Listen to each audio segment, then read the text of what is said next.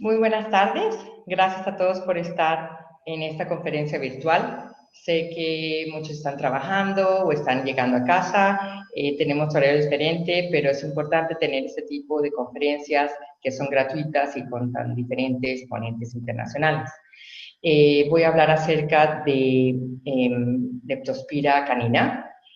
Voy a hablar de ciertas generalidades, pero principalmente de los tipos de vacunas que están a disposición, que no todos son iguales.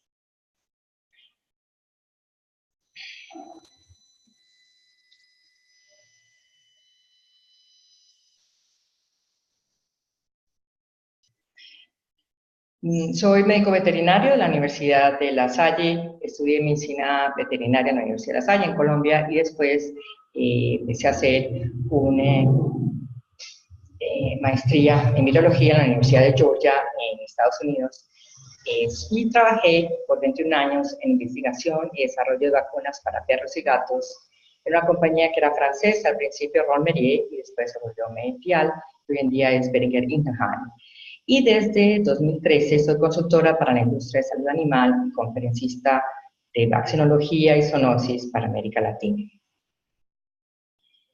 Vemos en Piura, esto fue en Perú, tuvieron 31 casos de leptospirosis por lluvias hace un año.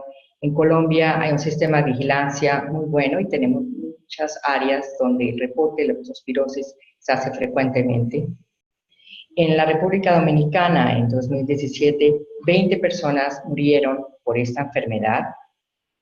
Y hace relativamente muy poco, en febrero de este año, también hay investigación acerca de esta enfermedad y de este agente, y se aisló y se tipificó una nueva tipo de leptospira que se llama Leptospira venezuelensis, y esto se hizo con el Instituto Pasteur de France, con el grupo de investigación de Uruguay y, por supuesto, con el Instituto Venezolano de Investigaciones Científicas. Entonces, como ven, hay muchísima actividad acerca de este antígeno y de esta enfermedad. Esta zoonosis es de amplia distribución global y tiene gran importancia en salud pública. Anualmente se presentan más de 1 millón de casos humanos con 60.000 muertes.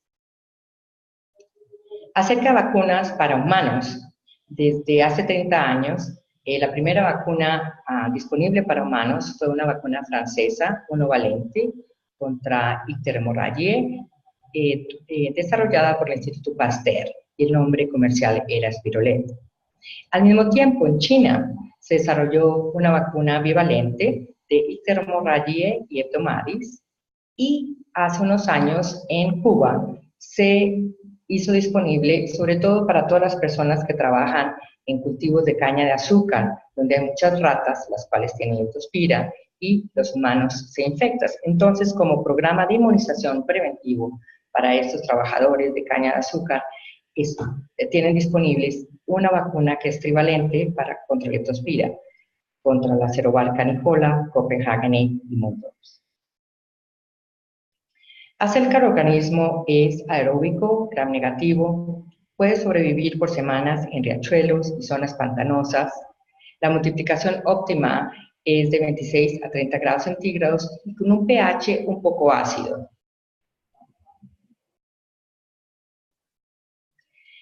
El género Leptospira pertenece a la familia del orden Spirochetas y hace muchos años se hablaba de Leptospira infecciosa, no infecciosa, o biflexa o no, pero hoy en día la determinación y clasificación de estos serovaris se hace con métodos moleculares basados en el ADN. Las serovariedades de más importancia veterinaria son la Icterhemorragie canicola, Copenhagen y Harion pomona, que pertenecen a la especie Interrogans, y también la gripotifosa, la cual pertenece a la especie Kirchneri. La transmisión empieza con los huéspedes, por ejemplo la rata, que con su orina infectada van a contaminar el suelo y el agua. Entonces cualquier persona o animal que toque esas aguas o suelos contaminados, por ejemplo el humano, puede infectarse. Este se puede infectar por el tipo de trabajo en áreas pantanosas o por deporte. También esta orina infectada va a infectar a otro tipo de mamíferos Y también todos los humanos, como nosotros médicos veterinarios, que estamos en contacto con animales y con muchas expresiones, podemos ser infectados de esta enfermedad. Entonces, esta es la transmisión. Entonces, cubre muchísimas áreas y muchísimas especies. Acerca de los huéspedes, sobre todo es más tradicional, se conoce que la icterhemorragia, el huésped principal es la rata, pero realmente tiene muchísimos huéspedes incidentales como el mapache, la comadreja, el zorro, la marmota, los zorrillos, erizos, que están muy de moda ahora como mascotas, ratas amoscleras. Canicola, como su nombre lo indica, la primera aislamiento de este cerobar fue el perro, pero muchos otros animales también se infectan por este cerobar, de nuevo el erizo, la gripotifosa, ratón de campo, muchísimos animales, pomona también. La pomona es más típica de bovinos y cerdos, pero también afecta a todos los animales del género Canidae, ciervos, comadrejas, caballos. Algo importante de acordarnos que esto es lo que siempre se ve en los libros, pero la distinción entre huéspedes naturales y accidentales o incidentales no está siempre claramente definida, dado que hay una interacción entre las leptospiras patógenas y la especie animal es dinámica y depende de dónde se vive y se puede adaptar a nuevas especies. De nuevo, tenemos el erizo, que es un animal silvestre y ahora se está volviendo un tipo de mascota de moda. Esos animales pueden estar infectados de leptospirosis y pueden infectar a humanos. Es importante tener mucho cuidado, no tener ningún tipo de herida o de mucosa abierta con este animal. Acerca de la leptospirosis canina, hace básicamente un siglo se sabe de esta enfermedad y se ha descrito. La fuente de infección más común es la leptospira excretada en la orina de los animales infectados, como lo habíamos visto anteriormente, pero también es importante recordar que se produce por vía transplacentaria la infección, vía venérea, mordidas, ingestión de comida contaminada. Si las ratas comen comida del perro y orinan en este perro va a estar contaminado al comer esta comida contaminada por la orina de las ratas. Una semana después de la transmisión hay leptospiremia, se puede detectar las leptospiras en la sangre. Esta tiene una fase febril, pero casi siempre los signos son generales, no específicos. Entonces, para el clínico, esta fase de leptospiremia muchas veces pasa desapercibida.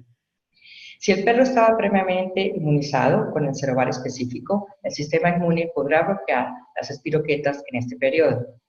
Hoy en día hay disponibles vacunas con 5 o 4 cerovares y es recomendable utilizar estas, no solo las que tienen las cerovares de Ictero y Canicola, que son las tradicionales.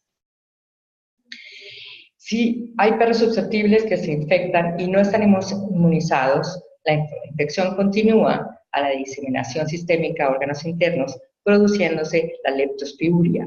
Esto quiere decir, los organismos de leptospira van a estar en la orina y se van a excretar y van a seguir continuando la transmisión e infección.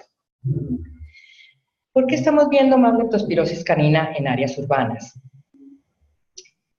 El entorno típico de la enfermedad son las inundaciones, nadar en estanques, pero el factor más significativo hoy en día es que nosotros los humanos, con nuestras mascotas, estamos viviendo en zonas que anteriormente eran clasificadas como rurales, como silvestres, y ahora son urbanas. ¿Se acuerdan? Estamos hablando de todos los animales que pueden ser huéspedes de leptospirosis. Nosotros estamos ahora viviendo en esa área donde todos estos animales tienen leptospirosis. Entonces, los nuevos desarrollos de vivienda en áreas previamente habitadas por roedores, mapaches, venados, están dando lugar a una mayor exposición a los perros y a nosotros, a estas espiroquetas. Dependiendo del nivel de infección y del estado inmune del animal contra el cerovar en cuestión, los perros con leptospirosis pueden mostrar una sintomatología y depende del prognosis, pero casi siempre esta sintomatología es muy general.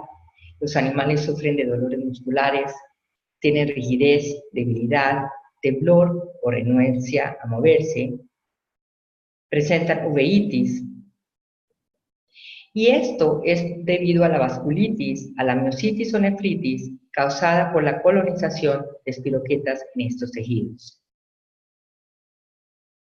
El daño renal. El daño tubular renal agudo es la presentación más común en los últimos años, manifestándose como cilinduria, proteinuria o glicosuria, además de azotemia, hiperfosfatemia y acidosis. La poliuria y polidipsia se presentan por la disminución en la tasa de filtración glomerular, causando pérdida de la capacidad de concentración renal con o sin azotemia. El daño hepático agudo puede acompañar la insuficiencia renal en perros con leptospirosis o puede ocurrir solo. Los perros afectados también pueden estar ictéricos, pero esto es muy importante acordarse que más que todo se ve con infecciones del serovar icterhemorragie, por ejemplo, infecciones agudas, que las he visto y las he tratado y las he producido al tener estudios acerca de ese serovar, no se ve en animales infectados la ictericia. Entonces, estas ictericias se ven con mínimos cambios histopatológicos en el hígado, lo que sugiere que es debido a una colestasis por sepsis, en vez de daño hepatocelular. El análisis de bioquímica del suero puede revelar aumento de la bilirrubina en fosfatasa alcalina en casos muy avanzados.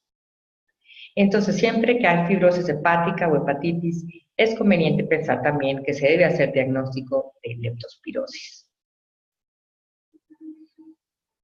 El estado portador ocurre cuando el animal está excretando leptospiras por la orina de los tejidos intersticiales renales. Los mamíferos que sufren de leptospiuria prolongada son los portadores, y esto puede ocurrir sin que se detecten títulos altos de anticuerpos. Eso quiere decir niveles de más de 1600 en ese momento. Y vamos a hablar más acerca de esta técnica y de la serología en general. Las espiroquetas, después de la enfermedad no tratada, se localizan en los túbulos renales, en el humor acuoso del ojo o en el tracto reproductivo, y entonces se va a esconder, de cierta forma, de la alminidad humoral presente en el suero. Es por eso que a veces no se ven, en casos crónicos, títulos muy altos.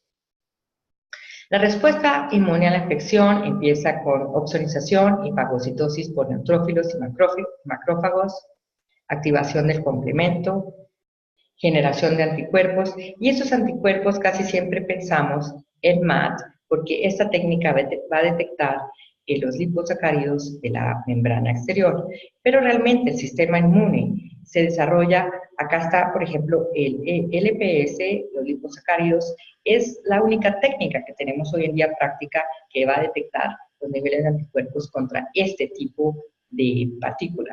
Pero todo esto es leptospira, es la membrana exterior, y tenemos muchísimos antígenos, los cuales ahora en investigación estamos detectando los niveles contra Ligue, LIP32, LIP, pero casi siempre lo que es típico para el clínico es simplemente la inmunidad para esta partícula. Los títulos de anticuerpos a los liposacáridos de membrana detectados por la técnica de microaglutinación es lo que usualmente tenemos disponible, y generalmente esos no son superiores a una dilución de suero de 1 a 100 a unos 200 después de la vacunación. Entonces esta técnica es más como de marcador si hubo vacunación o no. Lo que es importante y supremamente interesante, y voy a utilizar bastante tiempo detallando cómo se debe leer y se debe interpretar esta técnica, porque solo cuando los títulos MAT alcanzan un valor mayor de la dilución 1600 o el título aumenta 4 veces en muestras pareadas, es que se puede considerar significativo que sugiera de infección. Un título de 1 en 100 no quiere decir que el animal está sufriendo leptospirosis, simplemente que un contacto puede ser vacunado. Lamentablemente, veo mucho que estudios epidemiológicos solo se basan en serología, no en aislamiento de leptospira, y desconocen este factor que deben diluir el suero a diluciones supremamente altas, y muchas veces veo estudios donde el suero solo diluyeron a 1 en 10, 1 en 25 o en 1,50. En este nivel, las diluciones, en este tipo de diluciones puede haber autoaglutinación no específica. Uy, a veces solo lo diluyen a unas 100, pero si algunas de las personas que están estudiantes de medicina veterinaria, de microbiología, de infectología, quieren hacer un estudio epidemiológico de leptospira, por favor, empiecen diluyendo el suero 1 a la 100 y a partir de allí sigan diluyendo secuencialmente 1 a 200, 400, 800, 1600, hasta por lo menos la dilución 3200. Y solo tener en cuenta la muestra de suero con la dilución más alta, positiva a la aglutinación por la serobar correspondiente. Voy a dar unos ejemplos. Mucho cuidado con esto al recibir los resultados de la serología MAT, y eso pasa muchas veces cuando tenemos en la clínica un perro con probabilidad que esté infectado de leptospira, mandamos la muestra de suero al laboratorio y nos llega positivo a muchísimas serobares. Entonces, ¿esto qué quiere decir? Cuando los títulos para un serobar en particular alcanzan altos niveles de anticuerpos para un serobar, no es raro ver en la misma muestra títulos de 1 en 100, 200, 400, que realmente no son muy altos, para otros serobares relacionados. Esto es debido a reacciones cruzadas, por ejemplo, Ictero y Copenhagen, que son relacionadas. Pero estas son un falso positivo. No quiere decir que ese perro, ese animal, ese humano, estuvo en contacto o está sufriendo la enfermedad debido a varias especies de leptospira. De nuevo, lo que pasa es que un serovar lo infecta, produce anticuerpos muy altos y cuando se hace la técnica y se incluyen diferentes antígenos, diferentes serovares, hay una reacción cruzada mostrando niveles de 100, 200 para otros serovares en la misma muestra. Pero entonces siempre hay que mirar de los resultados que le mandan a uno, que uno recibe, o la epidemiología o el estudio que está haciendo, los títulos más altos. Acá están unos ejemplos. Estos fueron 23.000 muestras de suero canino de 2 años en Indiana y tenían una batería de diferentes serovares y diluyeron el suero como lo ven, 1 en 100 ni siquiera lo muestran, o 200. Empiezan a ser importante mirar los sueros que son positivos a la dilución 400, 800 y 1600. Y dice esto es cero positividad. Cero positividad no quiere decir infección, simplemente que en la técnica ese suero fue positivo a ese serovar en esa dilución. Entonces, perdón, esta dilución, la 1600, ya es interesante interpretarla y estudiarla. Por ejemplo, veamos acá, para gripo tifosa, en la dilución menor de 400, hubo 1458 perros positivos. Pero si seguimos diluyendo ese suero, ya no hay 1458 animales positivos para gripo tifosa, pero solo 908. Y si se sigue diluyendo, lo mismo. Entonces, esto es muy importante. Acordémonos que cero positividad no quiere decir que sea positivo a enfermedad, a menos que el perro enfermo tenga un título de anticuerpos mayores o iguales a la 1600 o se hayan hecho muestras pareadas. Este es un estudio reciente en México, esto fue el año pasado, se obtuvieron 165 muestras de suero en Culiacán, las tomaron al momento de una vacunación de rabia y esterilización y hicieron titulación de anticuerpos contra leptospira utilizando la técnica MAP. Solo de los 165 perros, 15 de ellos se les detectó anticuerpos contra leptospira. Como pueden ver acá, este es el perro, este es simplemente el número de los perros, acá hay 15 perros. Este perro, 9, le empezaron, ven, los números 100 y 200, tiene específicas básicamente para todas estas serovares. En cambio, empieza uno a ver, por ejemplo, de canicola, este animal identificado con 162, tiene muestra positiva para canicola, y es la más alta, y para otras las tiene más bajas. Pero estas bajas no es que este animal está positivo de infección de todas estas cirobares. Canicola es lo que le infectó, pero por la técnica, a tener niveles de anticuerpos altos para canicola, da estos de positivos cruzados. Ahora les vamos a dar un ejemplo de los estudios en los que solo se examina la seropositividad sin tener en cuenta el análisis que estaba haciendo, o sea, lo que casi siempre todo el mundo hace. Tuvieron 200 perros, 200 sueros, y dicen acá que tuvieron 40 positivos a títulos desde 50. Si oyeron mis slides anteriores, decimos que 1 a 50 no hay que ni tomarlo en cuenta, es autoaglutinante. Y acá están hablando de 200 animales, de 200 perros, pero en la data no nos muestran los 200 perros, los que nos muestran es el tipo de serobares y la serología que había positiva para estos serobares. Entonces, 1 a 100, mire, 1 a 100 no es raro que se presente, pero no sabemos de estos 6 animales si seguían alguno de ellos siendo a la ilusión 200 o 400. Por ejemplo, este animal con gripo tifosa en 1400, no sabemos ni siquiera si era el mismo que estaba incluido acá. Entonces, en vez de mirar en esta forma, es muy interesante hacerlo de esta otra forma. Mirar al animal, mirar el serovar, pero sobre todo enfatizar para qué serovar es que tiene el título más alto. Otro tipo de diagnóstico clínico para leptospirosis canina, por supuesto, están todas las abnormalidades bioquímicas y hematológicas como anemia, leucocitosis, trombocitopenia, aumento en la creatinina y en el nitrógeno úrico, pero esto también muchas veces uno lo aprende en los libros, pero en la práctica no es que sean tan altos, a menos de que ya el caso esté el animal moribundo. Es importante acordarse que no solo el riñón, el hígado o el ojo se afectan. Tenemos miocarditis con arritmias, insuficiencia cardíaca congestiva, meningitis, meningoencefalitis, hemorragia pulmonar con insuficiencia respiratoria y algunos perros con infecciones leves se recuperan lentamente, pero es muy posible que tengan daño renal, limitando su calidad de vida. Afortunadamente, para nosotros, para los clínicos, hay bastantes pruebas de diagnóstico, además, que podemos hacer. Es la evidencia indirecta, vamos a detectar anticuerpos, diferentes técnicas, la LISA, el leptodistic, y también el tipo de serología MAT, la técnica de microaglutinación, que es serogrupo específico.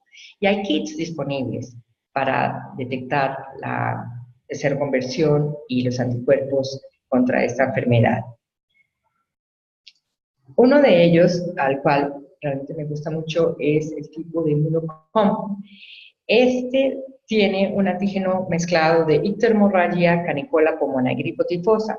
Aunque están mezclados, lo que es interesante es que se pueden hacer diluciones. Entonces se puede dar a conocer el grado de inmunidad presente o el grado de infección presente. Ya hablamos que si encontramos niveles bajos de anticuerpos, pueden ser insignificantes a la infección y a medida que van aumentando el título de anticuerpos, ya hay más sospechoso a que esté sufriendo la enfermedad. Otro tipo de kit de IDEX, en este es para detectar anticuerpos. Detecta antígenos con antígeno membrana LIP, el 32, no solo el PS. Los resultados son bastante rápidos, en 10 minutos. Las desventajas es que no discierne ni el serovar o el título, simplemente le puede dar a un positivo o negativo. Entonces realmente no me parece tan práctico este tipo de kit. Ya para confirmar el organismo, se puede hacer el aislamiento del organismo por medio de cultivo, utilizando muestras de sangre, orina o líquido cefalorraquídeo. Obviamente esto se hace en laboratorios estatales, certificados, y verificados, ya que esta enfermedad es una zoonosis. No todo el mundo puede hacer esta prueba de aislamiento. También se utiliza como muestras biopsias de hígado y riñón.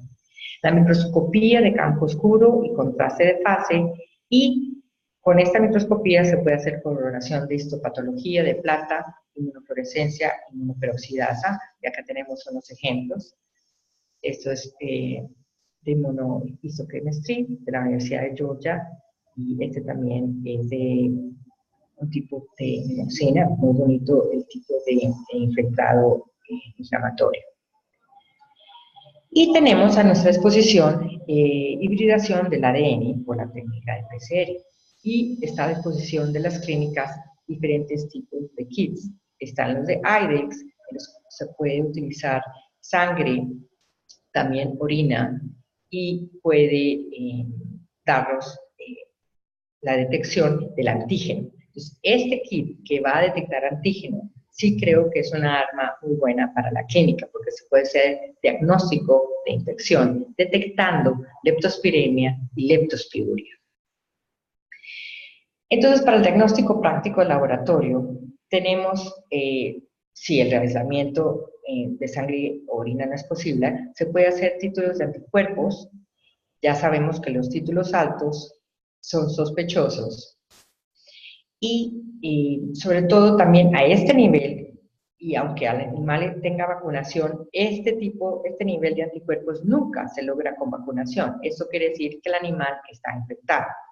O también cuando hay aumento cuádruple en la serología en muestras pareadas. Por ejemplo, pasar de un nivel de 400 a 600 o de C1 a S5. Y también si hay un PCR de test positivo con un MAT supremamente alto, esta ya es confirmación. Se está detectando el antígeno, se está detectando una serología muy alta, ya se confirma. Una pregunta que muchas personas hacen es, ¿qué razas? ¿Qué tipo de perros? ¿De qué edad? Se necesita la bacterina Leptospira. Y al principio muchas personas decían, bueno, solo los perros que son de casa, solo los perros que nadan en lagos, pero en realidad vemos que no solo los perros que nadan en lagos o riachuelos, pero cualquier perro que pueda estar en contacto con otros perros u otros animales. Sabemos que son muchísimos los mamíferos que excretan orina infectada y van a contaminar agua y suelo. Entonces no solo los animales que nadan, sino realmente cualquier perro que viva en áreas urbanas donde puede haber ratas. Entonces no nada, ni es deportista, pero vive en una ciudad donde hay bastantes ratas. Entonces, así sea muy chiquita la perrita y no sea de casa, tiene que vacunarse contra leptospira.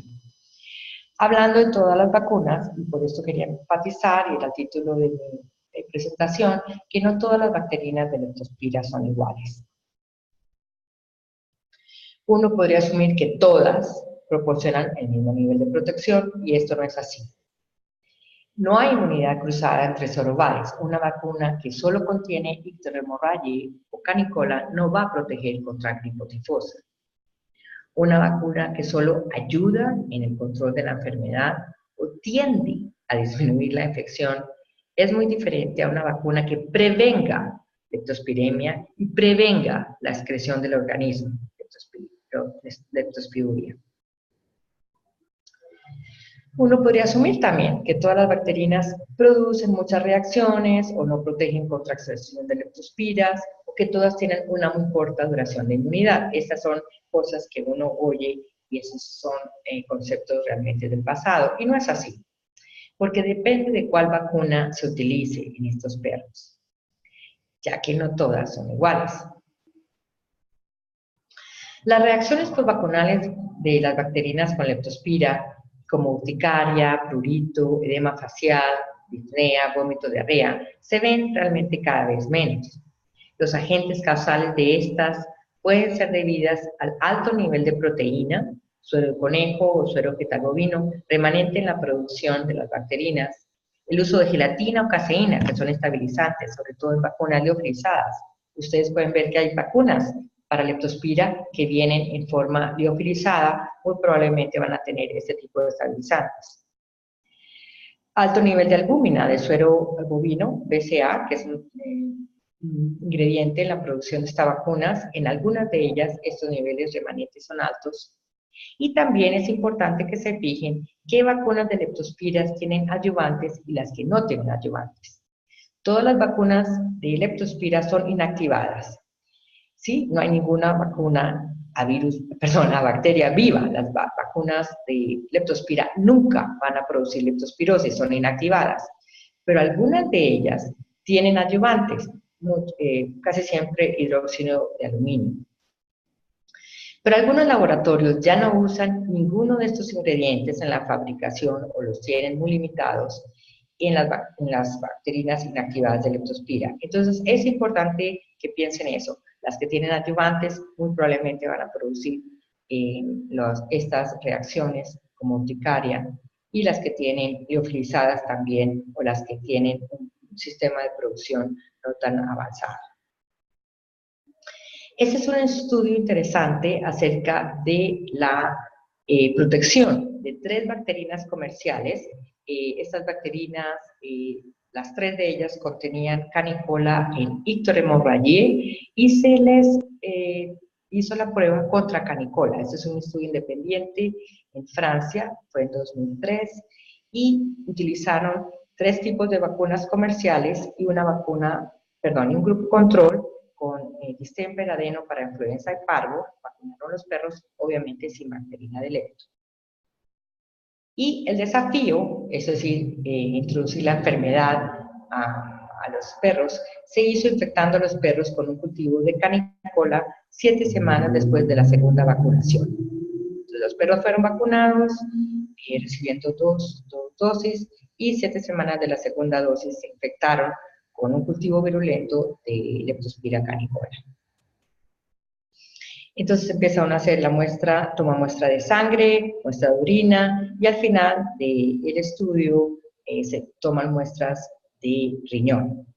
Esta es la prueba base, en donde ninguno de los grupos obviamente tenía ningún tipo de infección, pero cuando se empezó a tomar muestras y se cultivaron para detectar leptospira, acá vemos que 2 diferentes tipos de grupos que estaban vacunados o con vacuna A o con vacuna B se pudieron detectar en la sangre de estos perros la leptospira. El grupo control, todos estos perros tuvieron la detección. Esto quiere decir que el desafío fue virulento. Este estudio fue aceptable, fue válido, porque el grupo control, que no recibió ningún tipo de vacuna, se le detectó leptospira, pero tristemente a 2, 3 de las vacunas también se les detectó.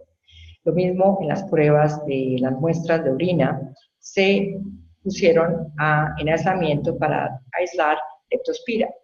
La orina de los perros en el grupo control, sin la vacuna de leptospira, se les aisló, o sea, la prueba fue positiva, pero en 2 de los 3 grupos de perros vacunados se les detectó también, después del desafío, la leptospira en la orina y también en las muestras de orina. Entonces, la vacuna no puede producir eso. Si una vacuna, después de vacunar a un perro, uno le toma la muestra de sangre, no va a obtener leptospira. Esto es debido al desafío. Eso quiere decir que perros del grupo A y B básicamente no estuvieron protegidos contra infección de canicola.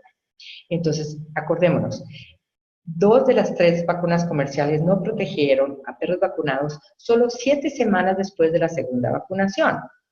Entonces hubo leptospiremia, leptospiuria, excreción, estado portador también, porque acá la podemos detectar en el riñón. Si esto fue 7 semanas después de la segunda vacunación, ¿qué tipo de protección puede esperarse con esas 2 bacterinas 6 meses o 1 año después de la vacunación? Entonces, por este tipo de vacunas es que muchas veces personas dicen hay que revacunar cada 6 meses, pero idealmente es no utilizar esta vacuna que tiene tan corta duración. Este otro fue un estudio experimental que tuvimos, este lo hice yo cuando estábamos desarrollando una vacuna con 4 serobares, y utilicé una vacuna comercial y una experimental, y vacunamos a los perros 3 semanas de diferencia entre la primera y la segunda dosis, y se le administró el desafío de canicola 3 semanas después de la segunda vacunación.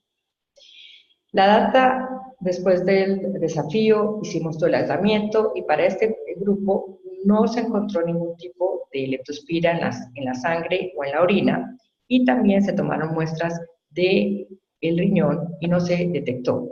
O sea, esta vacuna provió prevención de la infección.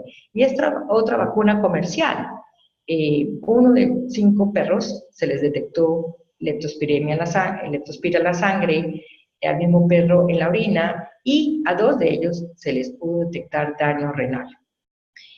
Y este estudio fue completamente válido porque todos los perros que no fueron vacunados y se desafiaron, se les detectó leptospira en la sangre, en la orina o daño renal. O sea, fue un desafío virulento.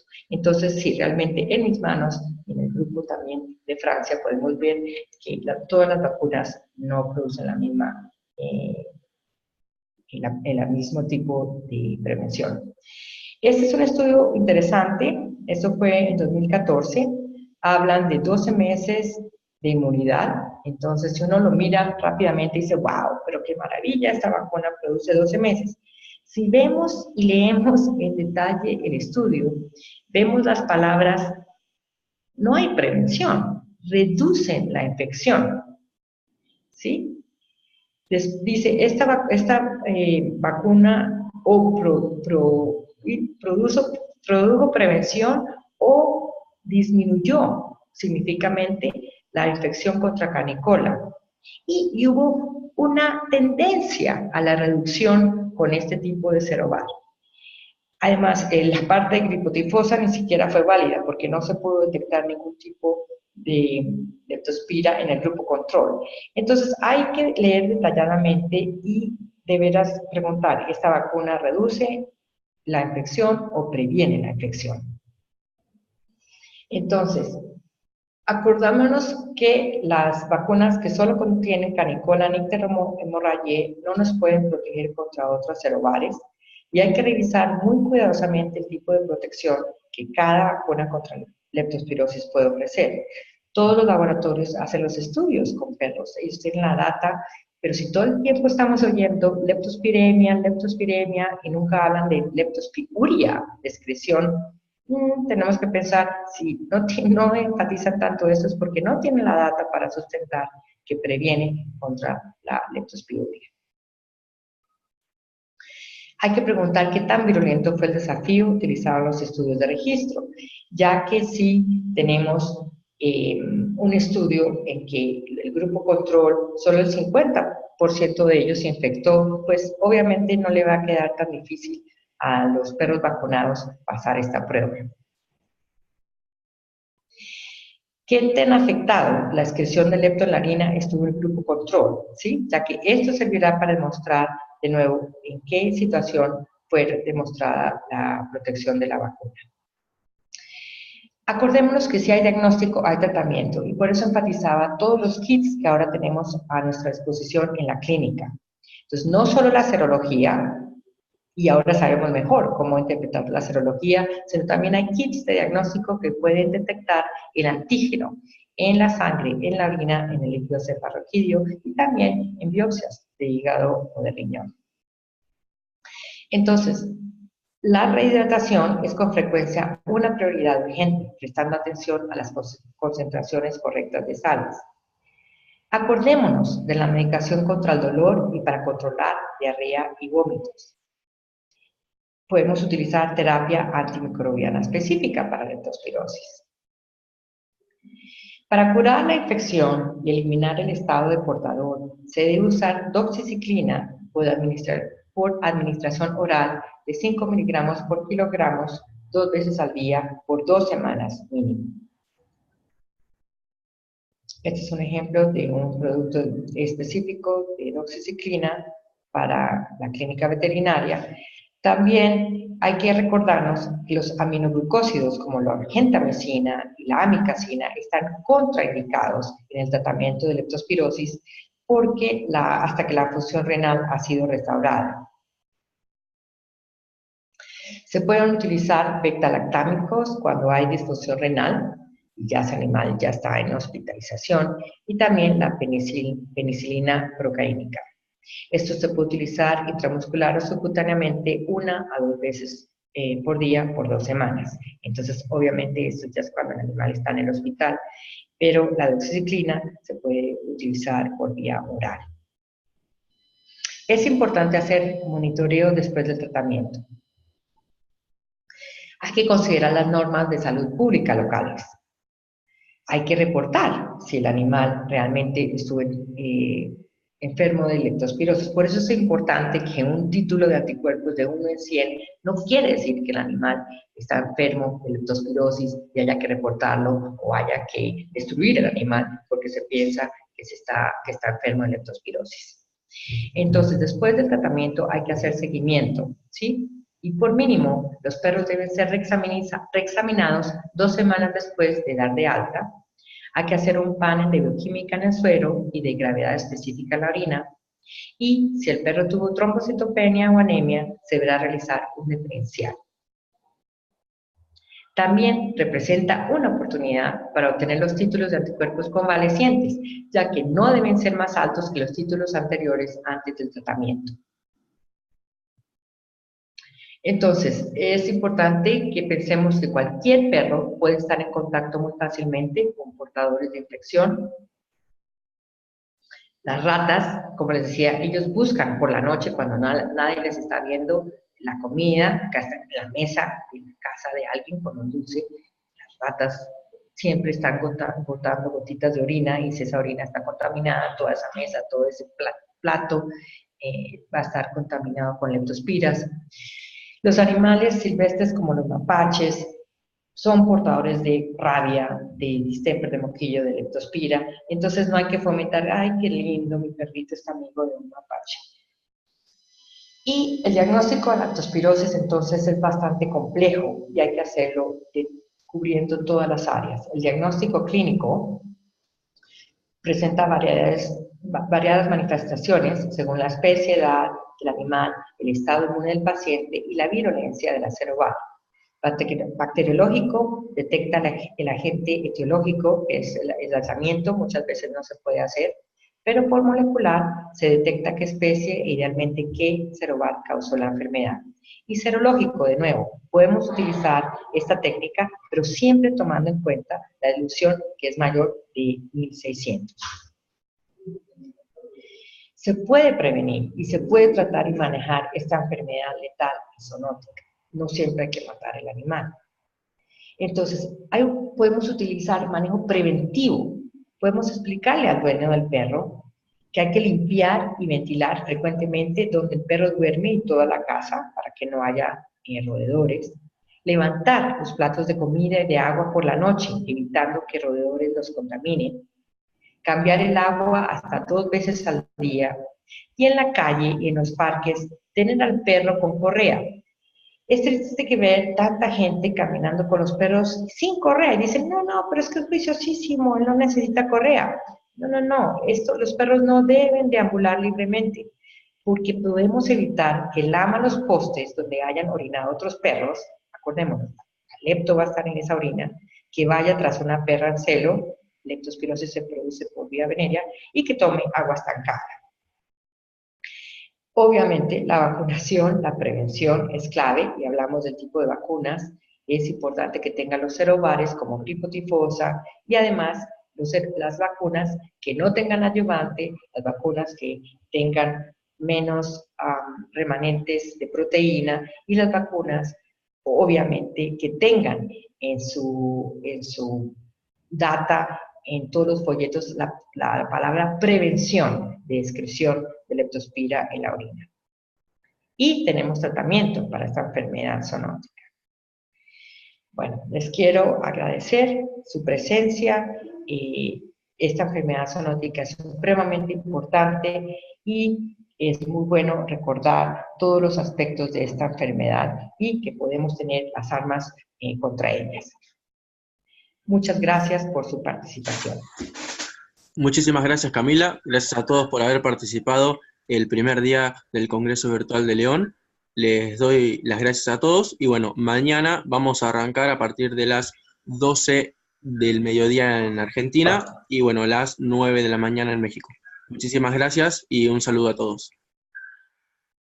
Muchas gracias a todos y a ustedes también, los organizadores.